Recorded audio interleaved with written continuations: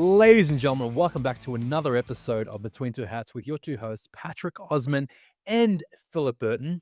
Today, we are blessed with yet another guest. We're joined by a leader who's been at the forefront of private lending and real estate investment for more than a decade. As CEO of RCN Capital, Jeffrey Tesch has grown the company into one of the nation's premier direct private lenders, funding thousands of loans for real estate investors across the country. He's passionate about helping investors scale their portfolios, building strong industry relationships, and driving innovation in financing strategies. Whether it's fix or flip, rental, or long-term investing, Jeffrey brings a wealth of experience and insights to the table. Get ready to hear from someone who truly understands how to turn vision into value into the real estate world. Jeffrey Tesch, welcome to Between Two Hats. Oh, thanks so much, Pat, Phil. Great to be on board.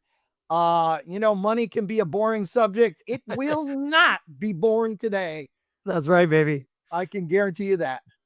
You know, I was sharing with Pat, and by the way, his intros, I say this every time, they get better and better. And I just want him to introduce me when I walk into like my doctor's office or anywhere I go. You know, it's like having a backup band. I mean, you cannot not feel good after hearing that. So, ladies and gentlemen, if you think St. Nicholas died 100 years ago, you are wrong. He is live here in Phoenix, Arizona with a beautiful big beard and a beautiful big smile. Ladies and gentlemen, welcome Phillip Burton. this is getting unruly. It's supposed to get a trim today because, you know, I think there's birds nesting in there somewhere. But so I was sharing with with Pat after I did my interview with you in Miami, right, Jeff? That's right. And, you know, I have known who you are. I've seen your brand, but it's always been like, oh, you're over there, we're over here. It's finance, and we're, you know, the blue collar flooring guys doing our thing over here. And I sat down with you, and immediately after I called Pat, or I think I just found Pat. And I'm like, dude, this is our guy because you are so natural and we're new at this, right? And I sat with you and I go, he's the OG of podcast and interviewing because you were wonderful, brother. So I'm sure you do well in your finance thing, but man, you've got a career in front of the camera. Yeah, I appreciate that. We just started sitting down with people that were in the industry, trying to pull little nuggets out and share them with the world. And right. Well, here we are. Look what happens. It's absolutely beautiful. And, you know, I'll speak for Pat real quick on this. Our philosophy or how this came about for us was we wanted to know who you are, not what you are, right? We're going to talk about RCN. We want to find out, the business is important. We want to let the audience and the folks listen hear about what you do, but we really want to know who you are. And so this platform is more about, we want to get to know Jeff and your history and who you are as a person, because we think when we're at these shows, and you have more of a human connection because you pick up a nugget, you know, to steal your term just now, of something about you. And they go, oh, I want to go connect with Jeff on that. We're going to talk about, you know, Connecticut or whatever the thing might be.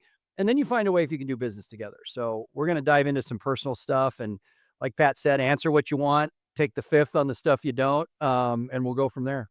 Love it. It's going to be a lot of fun. So before we go into the ins and outs of Jeff, Phil mentioned Connecticut, and I did some research on you prior to this. I saw Connecticut. So I visited Connecticut for the first time, I think about 3 weeks ago. And I must admit, I swear to God in my life, the greatest pizza experience on planet Earth took place in Connecticut. There Do you go. Support? Are you for or against that? No, without a doubt, it is the pizza capital of the United States. I'm not going to say the world because I don't know. I'm sure Italy's got some great spots. But without a doubt, I'm blessed to have traveled all over this country, and hands down, we have the best pizza in the United States. And it's not just one shop in one particular place. Typically, the go-to is New Haven, Connecticut. That's where the pizza was born. And it continues. I mean, there's ovens that have been there close to 100 years making pies. Like, that's amazing. It's hard to duplicate that somewhere else. A lot of people say it's the water, it's the humidity, it's this, that, and the other thing. All I can tell you is if you want a thin crust pie that is unbelievably flavorful, Connecticut's your spot. What's that restaurant? I think it's called Frank Pepe's. Yes. Okay. Frank Pepe's. That's where I had my experience. And it was so good to the point where my wife's Italian. And I took home on a plane 3 containers of tomato sauce. Swear to God. It was incredible. Amazing. It was unbelievable. Yeah. It was the crust. Apparently, they never switch off the ovens. 3 a.m. the GM comes and reloads them. Yep. Like, dude, come on. Yeah, it's amazing. And there's a lot that goes into it. It's the type of tomato that they use, they make the sauce themselves. And multiple restaurants do this, right? It's the oven, the coal fire, the hot temperatures that they're actually making, no gas, coal Yeah, it get makes a difference with that wood-fired, Mhm. authenticity, right? 100%, and you get that temperature super high. You get that nice crisp for the crust, so flavorful. And it doesn't make a difference what kind of pot. It could be a regular cheese, meats, veggies, clam. That's What? right. Clam Clam pizza? pizza out Oof. garlic. If you like garlic, if garlic's your thing, Yeah, you get a clam pie with garlic. It is outstanding. that's insane. So Yeah. That's crazy. I would And never have and thought that, right? Like, I love pizza and I like wood-fired pizza, Neapolitan, I guess that's terminology, but I'm pretty traditional. Like I just throw some pepperoni on there, maybe some black olives, some mushrooms. I like some of the exotic stuff, but I had a buddy who's a chef who had a wood fire deal at his house. He brought us over and had just had tons of crazy ingredients like short rib, and there was some seafood. And he's just throwing all this on there, fires it for the 90 seconds it takes because it's so No, hot. I'm a believer now. I can see why clam and garlic would be incredible on a pizza. I wouldn't have no, it's believed just that before. incredible. And listen, the clams are right here, right? Like Connecticut's on the ocean. Yep. That's where the clams people eat blue point oysters, blue point all over the country. Right? The clams, the oysters, they're all coming from the It's ocean amazing. right here on the East Coast. It's amazing. And What's your go-to pizza?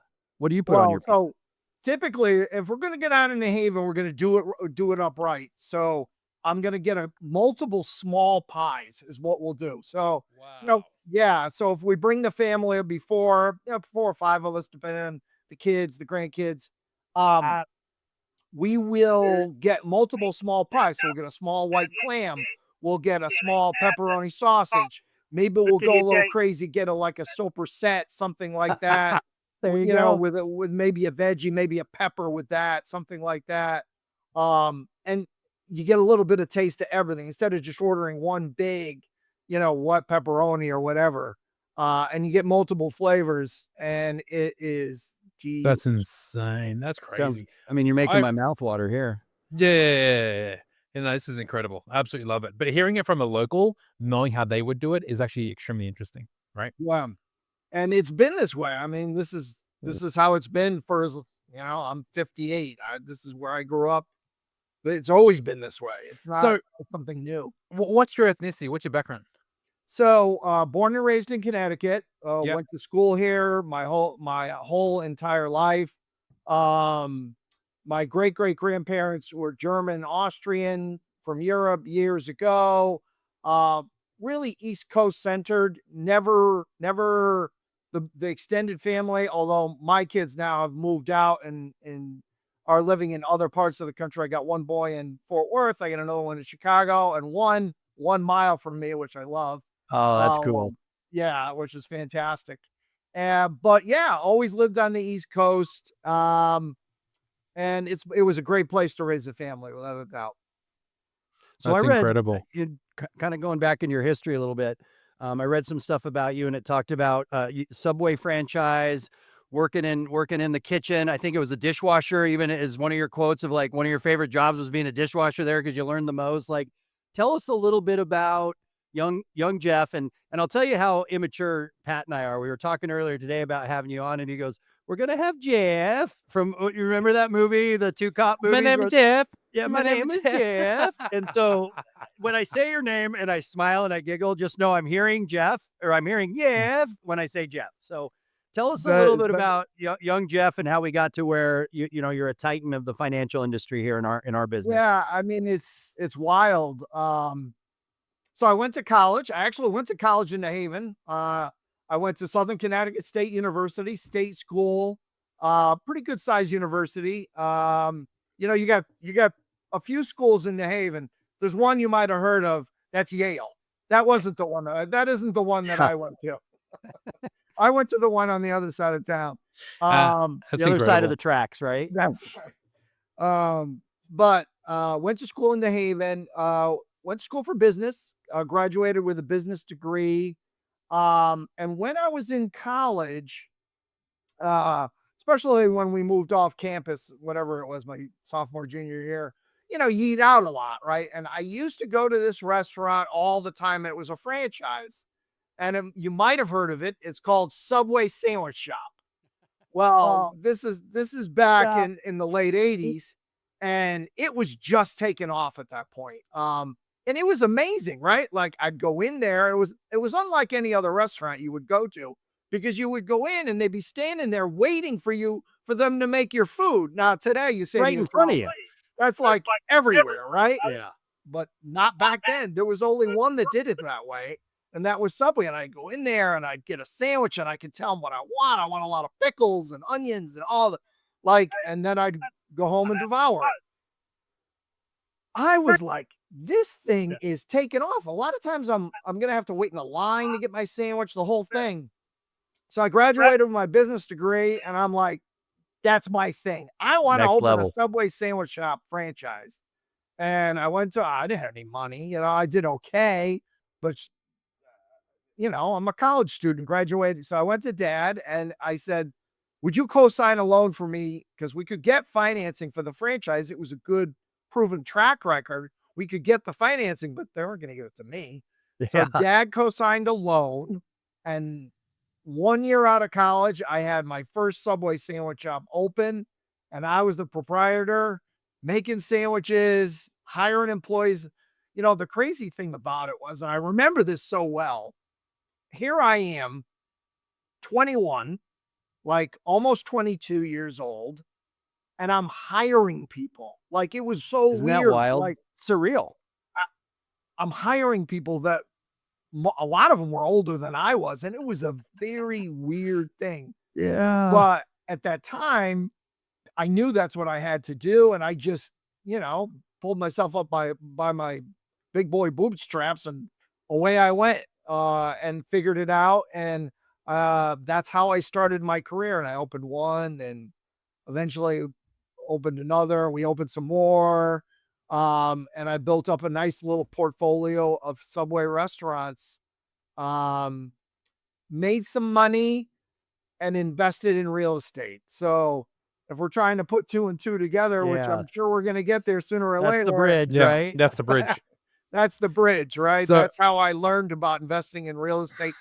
I was never a banker. Like, I went to banks to get loans, but that wasn't my thing. I just, learned from being a customer is really how it works. So That's interesting. yeah. So did the Subway thing for nearly 20 years. Wow. 20 years, right? Because I was so young. I graduated college. And then in 2010, right in the middle of the storm. Now, you guys are from Phoenix, so I know the housing market there was nothing but rainbows. Oh yeah. Did you exit your stores before the GFC? I did not. Okay. I had a partner, a wealthy gentleman that owned a software company, and we got together, and it was actually his idea. He's like, I got extra cash. We should figure out how to deploy that with all these foreclosures. So he goes, we could probably get a really good rate of return and build a little business focused on financing all of these foreclosures, because the banks, they just wanted them off their balance sheet, right? Literally just giving away stacks of paper. Take them. Right. And all of the investors had really limited choices on how to finance those acquisitions. So the idea was, okay, we're going to start a private lending company, hard money, right? Back in the day. But what I wanted to do was take the capital, and fortunately we had a good amount of capital from the owner's equity with the software gentleman, and really figure out a way to get a track record and hopefully eventually get bank financing. And, there were any number of people that told me that was the stupidest thing they ever heard, right? Like, what banks are going to be financing 12-month notes on foreclosures? They don't even want with no upside in the near future, right? It was all doom and gloom. But that was it. So from day one, when we started it, the idea always was, let's get big enough to get outside investment capital so that we could really scale it. And Interesting. 2010, away we went. You kind of fell into the real estate side then. And what I hear a lot, and you can tell me if you see this from your experience. I was talking to a guy last night. I shared this with Pat. Um, Kind of serial entrepreneur. He's owned some car washes, some other stuff. Now he has 50 Domino's pizza franchises.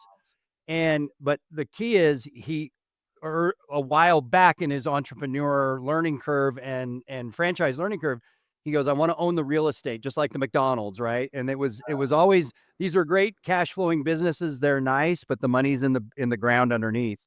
And so that's where he started to deploy his attention and started buying up the leases. And he sold a lot of his franchises, but retained the land and the lease backs, or I guess that's terminology, the rent.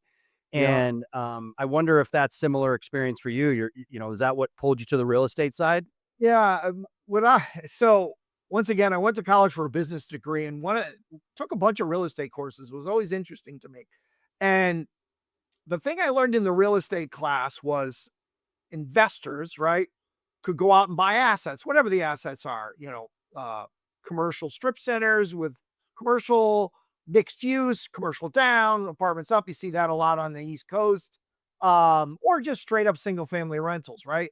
The thing I learned, and I couldn't even believe how this worked. I was like, wait a minute. So I have a down payment, whatever it is, 15, 20%. I go to the bank gives me the money to buy the property. And then I buy the property. And then the people inside the property give me money.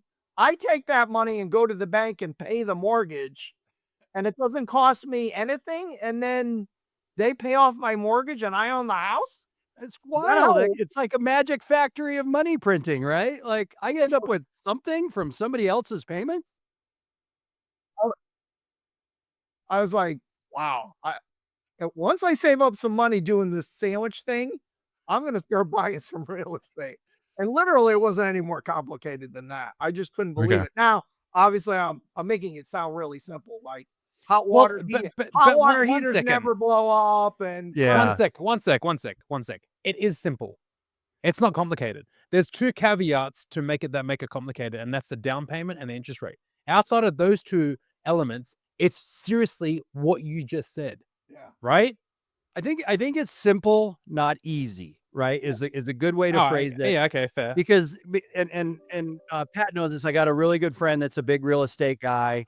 Personally owns billions of dollars worth of commercial real estate, apartments, and he's a syndicating cash flow guy. Started similar like you did, bought his first fourplex, realized that's silly. I need to, expand, started buying apartments, but used other people's money to do it. Syndicated, put the deals together, no money involved in the deals on his side. He just knew how to package the deals and find the right value add, and people were throwing money at him. Now he, can raise $50 million in 2 minutes. It's insane. Amazing. And the concept is just there. Anyone can do it. You can start today as a real estate investor if you want to, because if you go find a deal, the banks are going to loan you the money. You can find investors that'll put up the down payment with you. You can get a small return from that, or your percentage for being the guy that put the deal together, and then you build up from there. As long as the deal's right, the money's out there. The amazing thing about it is it's in every corner of our country. Like, this isn't exclusive to, Phoenix or Manhattan or New York. Like, it's everywhere. Everywhere there's opportunities. It's amazing. Takes discipline though, right? That's the thing, and I'd love you to share some of your bruises and bumps along the way of, life lessons you use today that you've learned through that journey. But it seems like discipline is the number one thing. If you have a deal box and it has to be a certain return that you're looking for, you have to avoid anything that gets close. Just get to what you want to do. Don't let your ego get in the way of buying a property because you've invested time. Make sure the deal works for what your pro forma is. Yeah, that's right. And, having that buffer, right? Like, a lot of folks will say, oh, I'm stealing this property, but the rents don't really show it. Well, if you're negative cash flow when you buy that property, that's not a property that you want to be in. No matter how great you are buying that property, like, you're going to have negative cash flow on day one, and you haven't even had anything break yet. It's a Like, tough business model, right? You're losing money day one, but keep putting money in. you'd be surprised how many investors make that argument, like, especially the newbies. Like, they make that argument, like, do you know what this property would cost to build today? Yeah. What has that got to do with anything? No, Right? Like, it makes no sense. Makes no it- sense. But what's their logical argument though? yeah, I That- mean, they're making an argument that somebody else spent all this money and they're stealing the property for a great price, but yet the rents don't justify what they're paying for it, right? So the current market conditions defies that it's a steal, Right, basically. and in today's market, I mean, we all know there's a lack of housing, right? Like, how much better is it really going to get from a housing supply standard, right? Like, it's pretty tight out there. It's pretty tight, with the exception of there are some markets. The Class A stuff is like been built, all the multifamily. You know, we can pick out the Been market. built out. Yeah. Austin and even some parts of Phoenix, certainly Boise, Idaho. The list goes Yep. on and on. Certain parts of it, the Southeast, Atlanta. But the reality is you got to stick to your numbers, right? Stick That's to it. those numbers. I got a And- question considering today's economy, right? So now with where interest rates are at, like where we stand, and you offer a world of products, fix and flip loans, long-term rental loans, multifamily, new construction, the list goes on. Is there a world for positive cash flow deals today with today's interest rate? Oh yeah, without a doubt. Without a doubt. Like, Share some more light on that.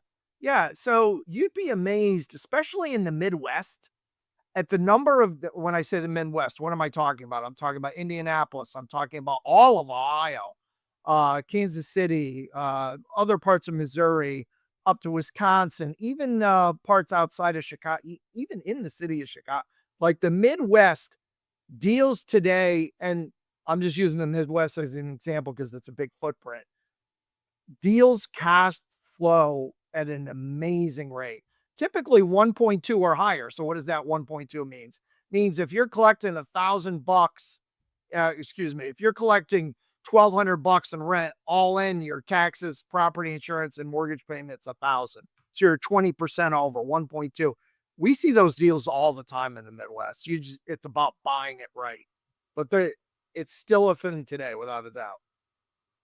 So And it's obviously it's workforce housing, right? Like, it's going to be, the house is whatever, $300,000, and it's renting for, $4,000 a month or whatever, something in that neighborhood. yeah. And your bread and butter is coming across a company that, like a single family owner operator who has, say, 5 or 10,000 doors, and they come to you for financing and they want to acquire, say, 100 doors in the next 6 months. So you're going to finance that purchase. So without a doubt, we see those larger portfolio acquisitions, but actually our bread and butter is the gentleman or the family or the lady who owns 20 doors or less. Why? Why? That's how we built the company. We built the company on single asset loans, and we have an infrastructure that supports that. So any sort of hometown investor across the country that's building out generational wealth for themselves and their families, they're typically adding assets one at a time, and they just come back to us over and over again, building out those portfolios. That is our customer. Yeah, we love the big portfolios. amazing. We love big loans, right? But there's way fewer of those than there is of the single family aggregation by individual investors across Really? the country. Yeah. You know, Without a doubt. interesting. So here's a cool stat.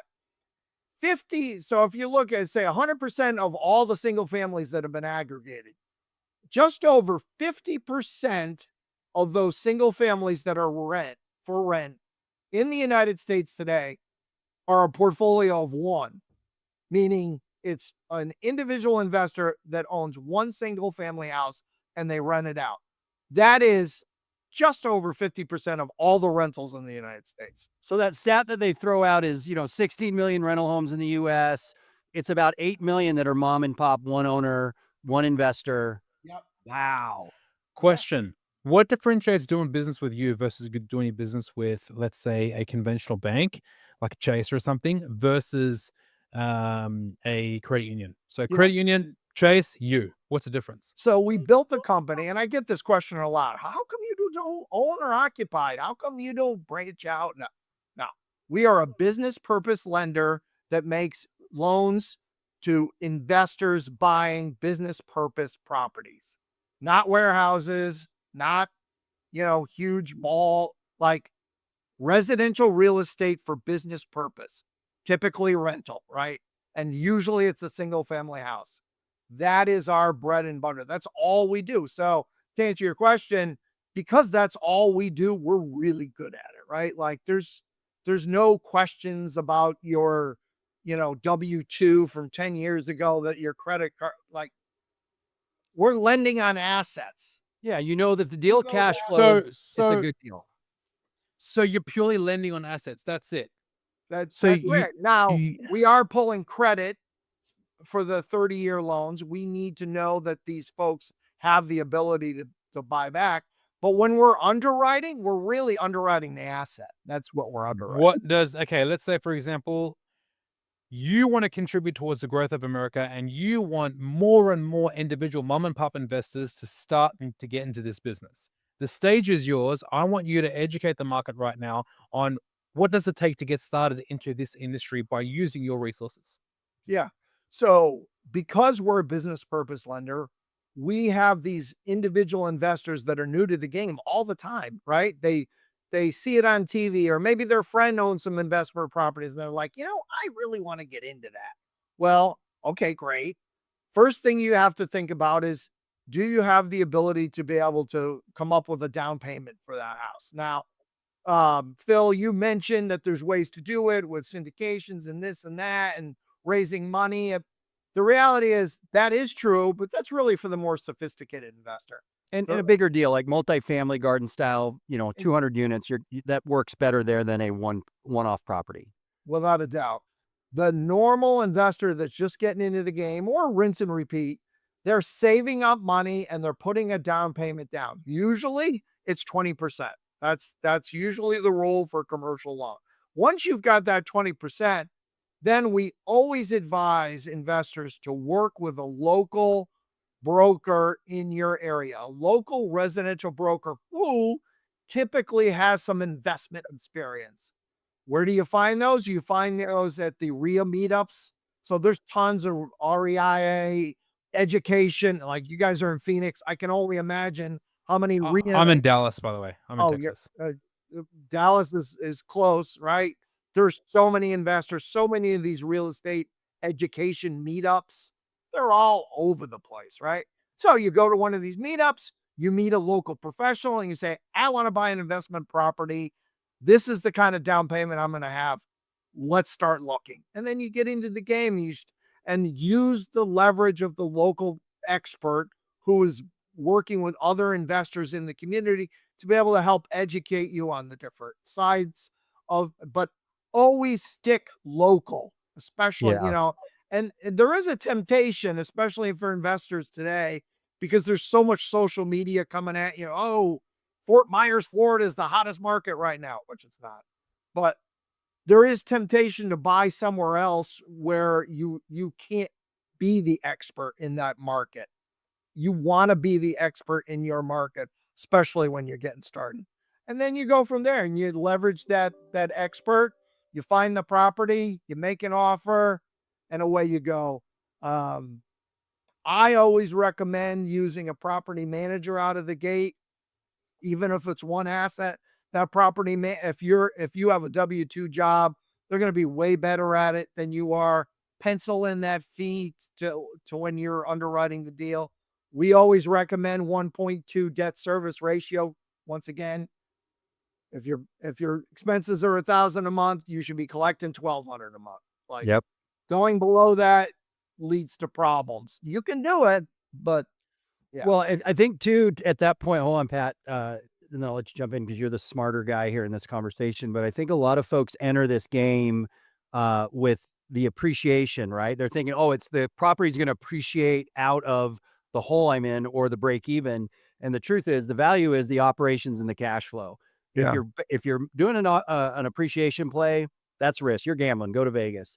Play the cash flow game. If you've got a positive net cash flow, you've got a good business. Even if it's low, like 1.2, that can be higher. You've still got a positive cash flow business, and that will appreciate over time. The business will pay for itself, and then you can replicate that, rinse and repeat, to build up a portfolio of properties that turns into real money. Yeah.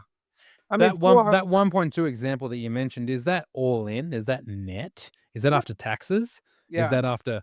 It's after everything. So not personal taxes, but property tax But and property Yeah. taxes. and your mortgage payment, right? You should Yeah. be collecting $1,200 a month if you're going to have $1,000. So this is more if you want to launch this business. So for all the listeners listening right now, and they want to get involved into the property space, clearly your biggest caveat and your biggest hurdle is going to be your down payment. That's going to be like your initial capital needed to start the company, and that's going to be where probably 80 or 90% of your funds are going to be going towards. Now, this is going to be an operation that you can run alongside a different opportunity, maybe for the first year. Is that correct, Jeff? Yeah, without a doubt. Most investors, and I would highly encourage, unless you're going into retirement and this is going to be your thing, right? That's a different conversation.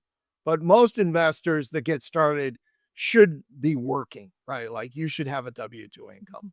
Yeah, yeah. So you want to run this in parallel of what you're doing today. And Jeff, what's the goal? The goal is to acquire, say, 10 to 20 properties. And and I'm sure that you can shed some light on, I guess, refinancing specific properties, using existing equity to get further finance on the next property and so forth. You want to step into that conversation? Yeah, so we talked a little bit about appreciation and playing so the reality is that's where you're going to really make your money. When I used the term before, generational wealth, right? Yeah. So 10 years from now, that's where you're going to make all your money. It's on the appreciation. It's not from the $150 a month that you're making, obviously you're paying down your mortgage. That's going to help as well. But where you're really going to make the money is on the property appreciation.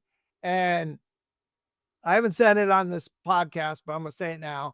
Greatest asset ever created in the history of investing is the single family home in the United States. Through good times and bad, wars and peace, They always go up. it always goes up, right? And it will continue to do that, especially with the population always increasing in the United States. There's never enough housing. We do go through difficult times, such as we discussed earlier, right? 2008, 9, 10, 11. Like those were tough times. And if you were caught on the wrong side of the trade, you didn't do so great. And that was very difficult. But the reality is, if you look at a chart over time, it's 4 to 6% every year, with sometimes it going up more post-COVID, sometimes it going up less. Right now, there's a lot of concern in 2025 that housing appreciation has peaked out a little bit. We're not going to have a great appreciation. Well, some people were actually predicting a decline for this year. Looks like we're going to come out probably at least a 1.5 or 2% up for the year, which is pretty darn good considering the move we had coming into 2025. But that's where you're going to make your money. It's the generational wealth that is created by that appreciation that goes on and on and on. But someone else is paying for that, right? The concept is you've got a renter in there paying you to grow this asset on their dime with a little bit of positive cash flow to withstand those times where, that you may have a 1 or 2% appreciation or zero, or maybe a negative decline for a year. But over time, to your point, it always goes up. And if you're investing for the long term, then that makes sense. It's the folks that think like the meteoric rise on home values going in, 2019 or sorry, 2020, 2021, all that. I'm going to buy now, no matter what the deal is. It doesn't need the cash flow because next year it's going to be worth, 50% more. And then it gets back to reality at 2 to 4% appreciation. And they're like, I didn't invest well. That's right. And, listen, over time, things ups, downs, it evens out. But if you stick to your knitting, you'll be fine, right? It's not sexy, but it's where So- you build real wealth. That's so right. on the US, okay, so we've started our first investment, okay, with RCN. We use RCN's finance. We're happy. Now it's been about a year and a half, 2 years into the process, and we want to grow our business. It's time for us to get another property. Let's say, for example, we've got 40% equity in the existing loan, in the existing property, sorry. How can we leverage that and also leverage tax strategies like a 1031 to assist in preventing capital gains and growing our portfolio? Yeah, so two sides. One, typically in business purpose loans, pulling out equity through a second mortgage is not something that traditionally happens. The only way it happens is generally if Mm. you are going to put that property in your name and you're using it as a second home, you can generally pull out equity because it's not a true business purpose loan. For us, we always recommend closing these loans in LLCs. It's a true business purpose loan, offers you protection from any sort of events with lawsuits and things like that. But there is no second mortgages. So generally, the only way you're going to refinance that house is to take out a new 30-year mortgage. I So don't, it's down payment every time. yeah, that's it. What's a, is And that a Oh, cash wow. out? Is that terminology? Because help me here. You're talking about a cash out refi versus opening a second. that's So, so the cash out refi is the play to pull the equity out of the home. And so this is going to tie into another question I have. So you pull out the equity in that home to invest in the next, and that's how you leapfrog. So a lot of folks, and maybe from the generation before us, a little bit older, debt was scary. They wanted their homes paid off.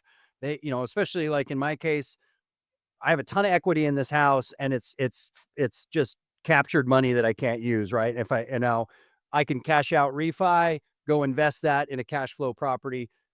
Talk about that a little bit, because debt is good, and you want to be doing this as long as you're following your discipline of 1.2 and all the debt ratio stuff. So talk a little bit about that cash out refi and how debt is good. Yeah, there are some more aggressive investors that as soon as they build up, you gave the example, Pat, of, getting to like 40% equity. As soon as they get to 40%, boom, they pull that 20% out, leaving the 20% buffer in there for the bank. They do a new mortgage, take it and move on to something else. The more conservative play, and I would say the smarter play, the more sophisticated investors, is they have always got at least 30% in there. Like they build up, so they buy it with 20% down, they build up 10%, another 10%, and then that's kind of the new floor, right? So they've got 30% in there so that they know good times or bad, they're going to be okay no matter what. Now, with all the appreciation that we've seen over the last 5 years, it wasn't hard to build up to that, 40, Quickly, 50%. yeah. It was really fast. And investors would put a new mortgage on. What's tricky right now a little bit is some of these investment mortgages were taken out at such low rates that it just doesn't make sense to be paying off a 4 or 5% mortgage and putting on a new 6.5, and just to go buy another property. It's difficult. And I will say this: rates have come down the past few weeks. We're back under 6 again, with some origination fees. So that we're getting to some numbers where it's starting to make sense again, especially for those folks that are in the 4s and the 5s. But that's a little bit tricky right now. But pulling that equity out to do another deal is the tried and true method of how you quickly scale a portfolio. But I would encourage always having at least 30% in there. You're gonna sleep a lot Uh, better, right? I got a question. So what's stopping Phil from grabbing his house and selling it to his wife's LLC at a undervalued market price? And then his wife's LLC then manages and owns the lien on the property. So where are you going with this? What are you trying to I, accomplish? I think I'm we're going to trying prison, Jeff. I think we're going straight to prison. Yeah, that sure feels like the DOC to me. I just want to understand, like with regulations and financing. I think the answer is going to be that you finance 80% LTV. But where I'm going with this is there a way where an individual can get more money out of the house with capital appreciation without refinancing, but through a private sale to LLC? Yeah, that's not gonna work. Mainly because if you're gonna put new debt on that property, we're gonna be valuing the property at what it is today. So whether or not you sold it at a reduced price it's going to be immaterial because we're going to go in and get a value on it. So and you're going to evaluate it from a cash flow standpoint. I would have to As pay well. rent. I'd have to pay rent to that LLC for her to get a business loan to make that work. Yeah, and that's my exact situation. I'm at a 2.83% interest rate on this house, and I got over $1 million That's of so equity. awesome, bro. Yeah, I mean, I'm locked, but I want to use that equity at some point. So I need interest rates to get down to the 4s or something before I can even look at it. But yeah, this is such a wonderful conversation because I've grown up around these cash flow real estate guys. I didn't get the message at a young age. I was an idiot. I said this to somebody I was talking to. I'm a great steward of your money because I have a fiduciary responsibility. I think when I work for somebody or I work with somebody coming from the finance business is where I came from originally. But when it's my own money, I'm like crazy. It's like, a drunken sailor or whatever in Vegas.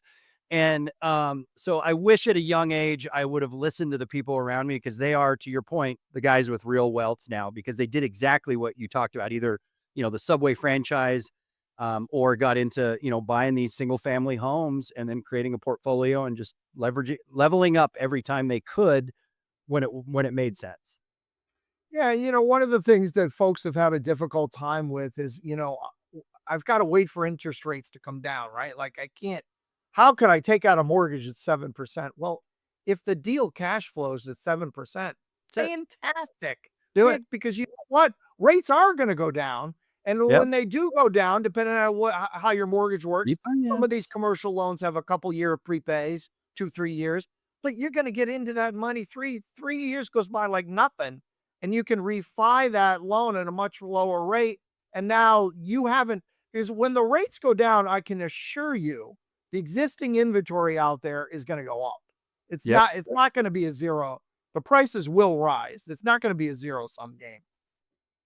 When folks have already done a couple deals with you and then they come back and they've got, I've got a third or a fourth, whatever the number is that process easier? I mean, I know lending is lending and there's certain protocols, but do you look at deals and the pathway for them to get more money if they've got a proven track record with you is easier? Yeah, without a doubt. Once we know a customer, it's so much easier. First off, we've already built out a file on them, right? So we've got everything we need. Now we're just looking at the asset, right? We already, Mr. Jones or Mrs. Jones, they come in, we've got their file. There's a relationship. Not to get into too much how we built the company, but it goes back to how my head always worked from the franchise world, right? With relationship and so I'm like, well, it's really important that we have relationships here at RCN between us and the customer or big wholesale lender. We have a lot of independent brokers around the country that sell our products. So we have that one-on-one relationship between the person and in the world of technology, that's not really cool these days, right? It's like, oh, go on our website and do this and do that, which we've got all that tech, but we've spent a lot of money developing human resources behind the scenes so that when that customer comes back to us, they're calling Jeff, right? Who did my last loan. And I can use your portal and all this to upload whatever we got to upload. But that relationship has paid huge dividends for us. And once not really in vogue these days, having that human capital behind the scenes because tech can do everything. It's still people, man. Every business comes down to the relationship, the vision.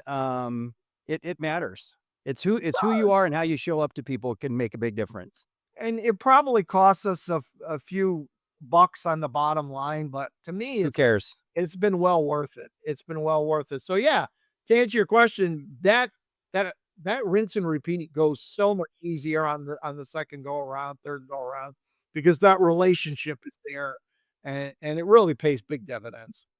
That's awesome. We used to own a Subway store in Australia. What? I swear to God. Oh my God. That's so cool. My cousin bought a store when I was, I think, 11, and we all worked in it. I worked from 11 till like 16, 17 in that one Subway store. And what state was this in? Sydney, Australia. Oh, it was in Australia. No kidding. Yeah. I think Subway had a big footprint in Australia. Oh, it was huge. Yeah. It was huge.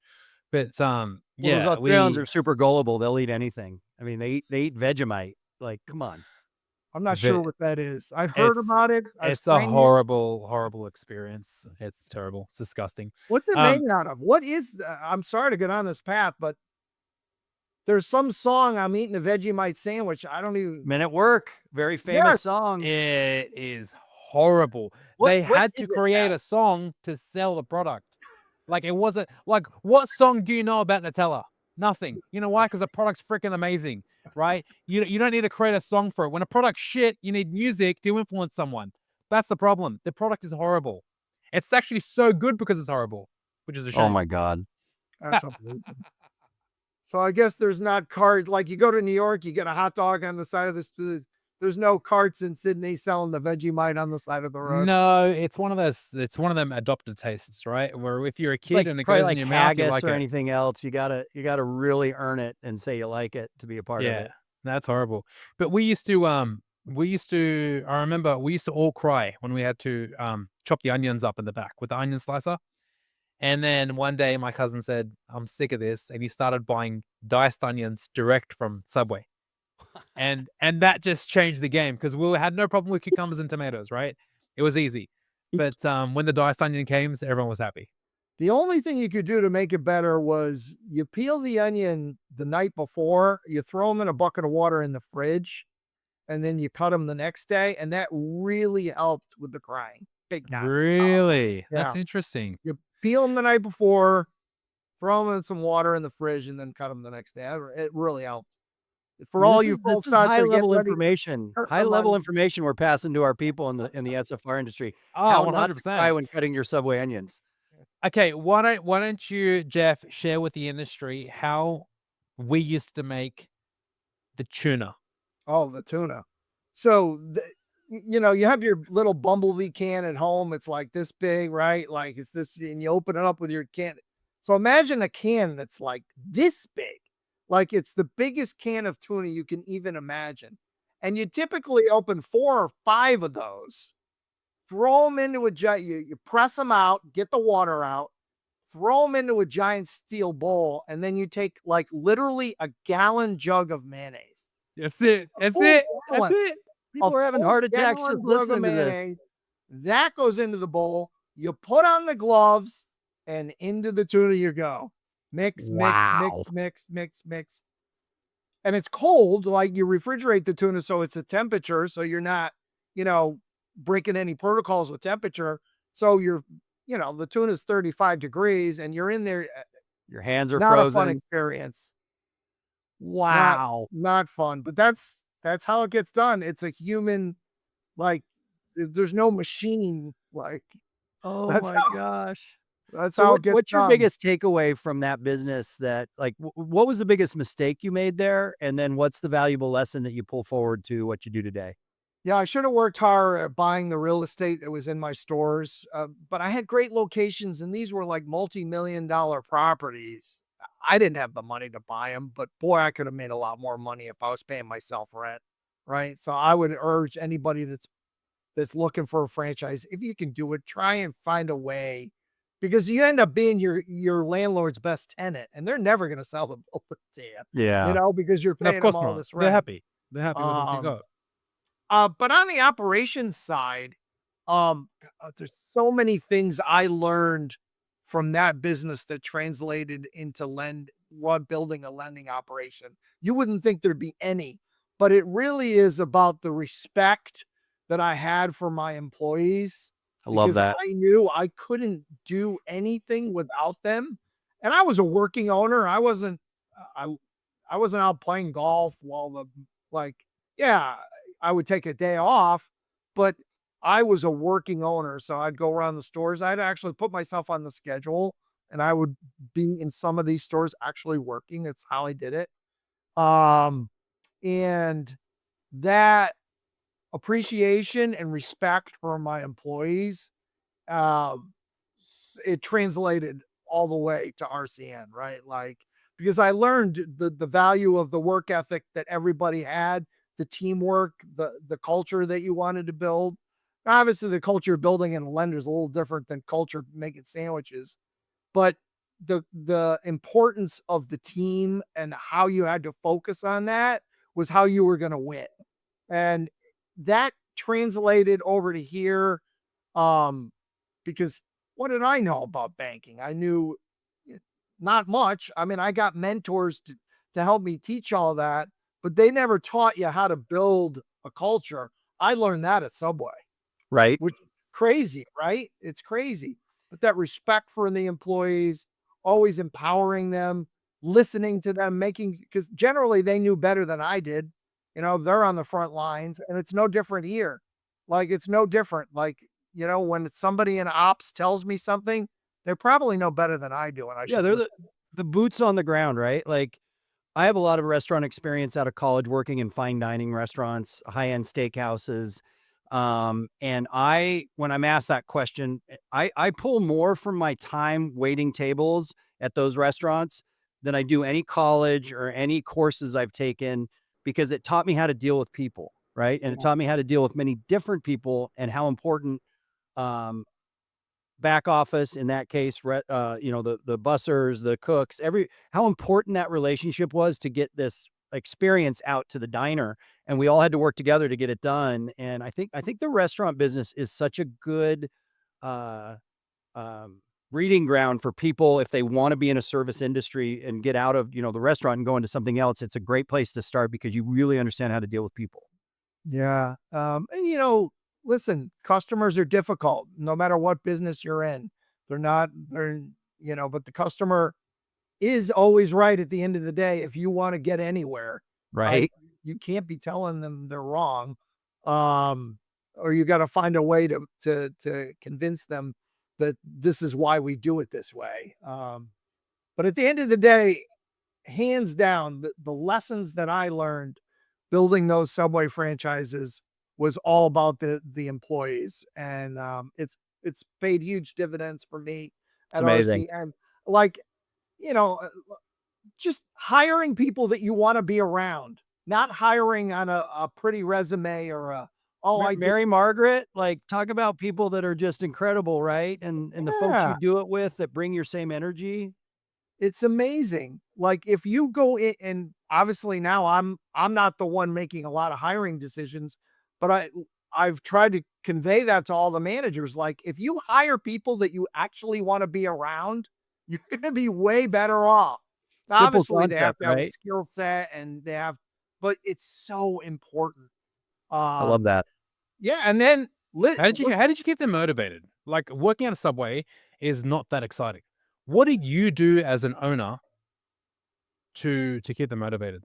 yeah, for me, it was the opportunity to be able to have advancement. And not every shop had 30 employees, but the bigger ones did.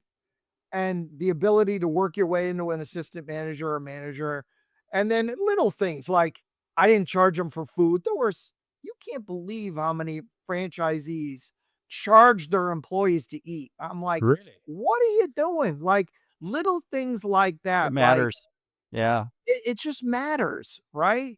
Um, and once again, I keep going back to listening and empowering the employees. When they tell you something, generally having the ability to listen to them, and not just saying, yeah, yeah, yeah, but actually listening to them and acting on what they're saying, making that change that could it's gonna make you more money. I mean, that's the idea behind it all. And it'll make their lives easier. It was, never in a million years, what did I know about banking coming from Subway? But But you knew people, and you were open to what I'm hearing, and I can see this in your energy when I see you at the shows and how you interact with folks. You're passionate about what you do. Whatever you're doing, you're gonna love doing it. You've highlighted that it's the people that make the difference, right? I'm sure your business does really well. You've had a good life. You've built careers for yourself and for others. But I think it's really more of from a servant standpoint of where you like to make a difference for others as much, if not more, than yourself. And then that shows in the success that you've had, and yeah, the people who are I a part think, of that. yeah, that word servant is right. Like, generally, I'm here to make sure that the employees have all the opportunities that they have to grow this company, right? Like, so, when you go work for a large 10,000 employee company, you kind of know what you're getting into, right? You go work for a company with, we have 275 employees. Yeah, it seems like they have their act together. But when you get into it, the experience that they have and the opportunity for advancement is really important. And that's how we've grown. I mean, It's awesome. I'm so happy that when I think back over the 15 years, the opportunities that we've had for internal advancement for the employees is one of the most rewarding things. Like that they've been able to come in, answer in the phone, and now they're in underwriting. Like, That's and cool. that literally happens. Like, it's so rewarding, and it's great for the company. It's great for them, and it's always like next up. Who's next up?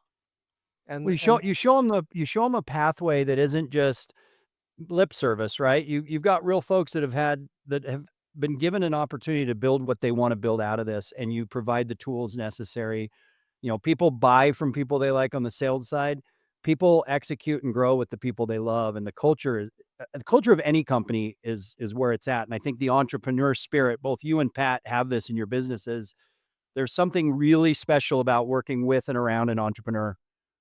It's so different than, and no knock on PE or, large companies, but that entrepreneurial spirit, when you get connected to that is, I mean, it's beautiful. It's gasoline on a fire when you get around it. yeah, and that's kind of my senior leadership team. Like, why we focus on growth? Well, if we don't grow, I've kind of broken the promise to all the employees who are expecting to advance. Yeah. Now, I might not grow as fast as I want for any number of reasons, but we're focusing on growing because everybody, not everybody, but the majority of employees want to know what's next. And that comes through growth. Well, and this isn't scientific, but we found that anyone that appears on our podcast, their businesses tend to triple within the next month. So, Should I we'll be just see. prepared for that? Like, Yeah. Yeah. Yeah. We only require 10%. So it's a pretty good deal for you, but yeah. It's actually going up to 15, but that's another Yeah. conversation. Oh, wait, look, he's already needling you. Look, Jeff, it was an absolute pleasure having you on this podcast. I know you have a hard stop in the next couple minutes. So I just want to thank you so much for your time today. We Appreciate all learned a bunch about your business, a bunch about you. And I hope that people in the industry now can connect further with you based off the content that you shared today. Yeah, Pat, that means a lot. And it's fun. I feel very lucky to meet people like you in this industry. You folks are killing it doing what you're doing. And it is the abundance mentality that there's a ton out there for Love that. everybody, and sharing it's a lot of fun. So I'm going to leave you with a question that's a cliffhanger for the next time we have you on, because it's probably what people are wondering, and it's going to get away from RCN back to your subway. But did you ever meet Jared in person? And you don't have to answer now, or you can. Did you? Yes, he was at a national convention. I met him there. Wow. And of course, this is back in the day when he was on TV and he had the Oh, fame I mean, he was the king. long before he went to jail. Right. But He had a pretty good rise and then eek, but yeah. yeah, the whole thing. But yeah, he was definitely the man back in the day. So Subway, wild. he used to carry around those pants that were literally No. quite They were this wide. wide, He- wider than you could hold out. Yeah, I was like, how did he lose them? I don't know. He claimed You were Yeah. part of something that, talk about pop icons, and obviously, the negativity surrounding him has nothing to do with you or Subway. It's just that's a human being making bad decisions. But what an iconic figure to be a part of. Like that Subway franchise will always be tied to that in a good way too. Like he did a lot for the brand, but yeah, that's so interesting. And flooring isn't boring is something I say to people. Finance isn't boring. Like, you bring the energy and the life to something that most people see as a pretty mundane, transactional process. And I think what hopefully people take from this as we let you go is it's the human capital that matters here. It's the people involved. The money's out there. You're going to just take it from here and move it here when the stars align, and you're connecting the right people you have the right people to connect with the folks that are ready to hear that and get access to something that everyone can have. And that's real wealth through owning, cash flowing properties. So Yeah, appreciate that. And I got to tell you what, this flooring is a boring thing. I may have to use that. I don't there know. you go. Steal it. That's legit. I give credit to that too. That's freaking awesome. Flooring isn't Flooring isn't boring, boring. baby. I love that. Flooring is so freaking boring. I'm not even joking. But anyway, that's a whole other conversation. Phil makes it fun. Ladies and gentlemen, thank you so much for listening to another episode of Between Two Hats with your hosts, Patrick Osman and Phillip Burton. We'll catch you on the next episode.